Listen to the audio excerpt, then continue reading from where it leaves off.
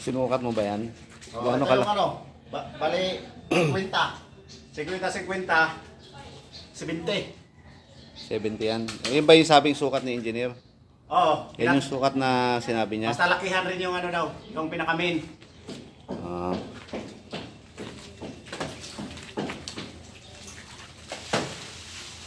Kasya kaya yung ano na yan? Makukover na kaya yung mga dumidi.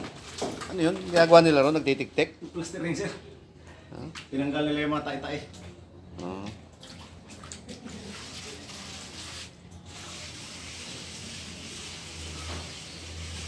Lalagyan nyo ng ano yan?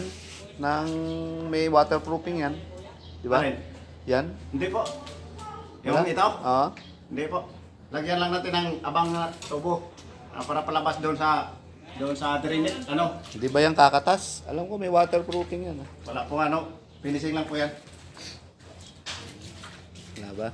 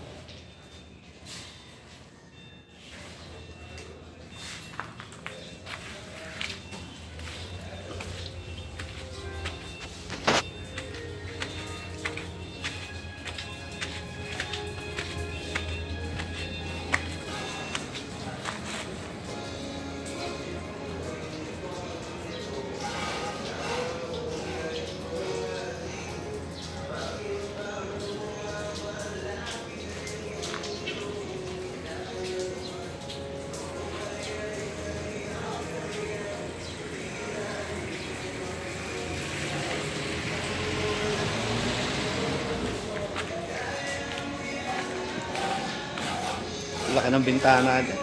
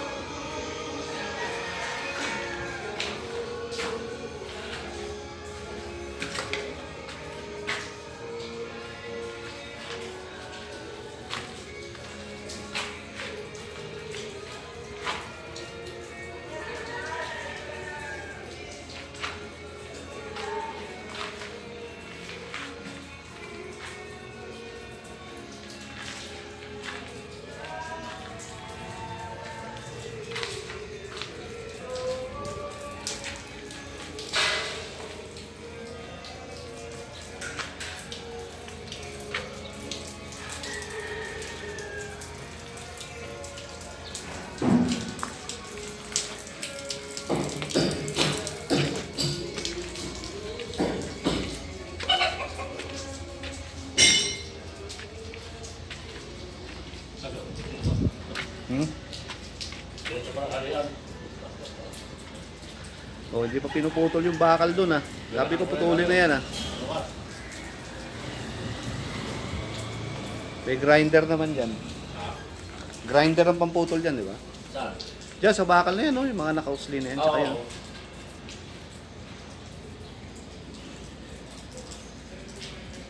Wala talaga po ito dyan. Halos tubo. Lagi ka. Ang gusto ko lang mangyari dito, pulido yung pagkaka-waterproof mo ha. Puliduhin mo lang ha. Aw! Ha? Alam mo yun, matik na yun. Kasi may ibang nagwa-waterproof na basta-basta na lang eh. Aw! Eh yan ang magdadala dito ng ano eh. Peperwisyo kami dyan pagkatapos ng 5 years, biglang magsitulo yung mga yan. Ginawa, ginawa. Nawasa. Kaya na siguro dito. Ito, oh, ang lalim dito. oh. Doon, lalim. Doon naman, mataas. Paborito Baliktad. natin, waterproofing. Yun ang hahabulin yung dulo na yun eh. Mataas doon eh. Kailangan yan, mataas ang ano dito. Stopping nila. Ang tapping dito, mataas pa ganun. Oo. Parang tubig doon. Hindi kasi tinansian eh. Kung tinansian nila yan nung nagbuo sila rito, di wala na sanang masyadong gagawin niya, ha? So, ano? Si ano, yung Muslim yun eh. Tapos din. Buo sila. Pabayaan nila.